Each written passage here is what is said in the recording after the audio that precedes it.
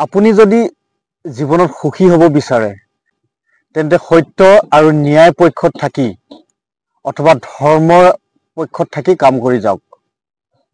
আৰু যদি আপুনি সহজে কাৰোবাক ঠগন দি, কাৰোবাক অন্যায় কৰি, কাৰোবাৰ হৃদয়ত আঘাত দি ধনী হোৱা কথা চিন্তা কৰিছে, তেন্তে সেই আশা ত্যাগ কৰক। কাৰণ আপুনি সহজে ধনী হ'ব পাৰিব, কিন্তু কাহানিও সুখী হ'ব নোৱাৰিব। কাৰণ সেই দুখী আত্মাবোৰে আপোনাক চাৰিওফালৰ পৰা বেৰি ধৰিব। সমাজত এনেকুৱা কিছুমান ব্যক্তি আছে যিবোৰক নেকি আমি সমাজ সেৱক বা সমাজ কৰ্মী বুলি কওঁ। আৰু তেওঁলোকে বিভিন্ন ৰাস্তাই ঘাটে বা বিভিন্ন মেল মিটিঙে সমাজ সংস্কাৰৰ কথা কৈ ফুৰে। হয়তো তেওঁলোকৰ সেই ভাষণবোৰ শুনি কাৰোবাৰ জীৱনলৈ পৰিৱৰ্তন আহিছিল বা পৰিৱৰ্তন হৈছে। কিন্তু আমি যিবোৰক সমাজ সেৱক বা সমাজ কৰ্মী বুলি ভাবো, আপুনি এদিন তেওঁলোকৰ ঘৰত গৈ তেওঁলোকৰ ঘৰৰ পৰিৱেশটো এবাৰ চাবগৈচোন।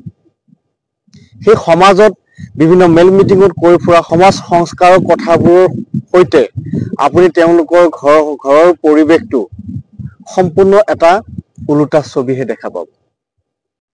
কাৰোবাৰ ধন, টকা পইচা, গাড়ী মটৰ আৰু বৃহৎ বৃহৎ অট্টালিকাবোৰ দেখি আপুনি নিজকে দুৰ্ভাগ্যৱান বুলি নাভাবিব, নিজক কেতিয়াও দুৰ্বল বুলি নাভাবিব। আপুনি যি জেগাত আছে সদায় সুখী আছে, আৰু আপুনি যিটো জেগাত আছে সেয়া হয়তো কাৰোবাৰ বাবে সপোনো হ'ব পাৰে।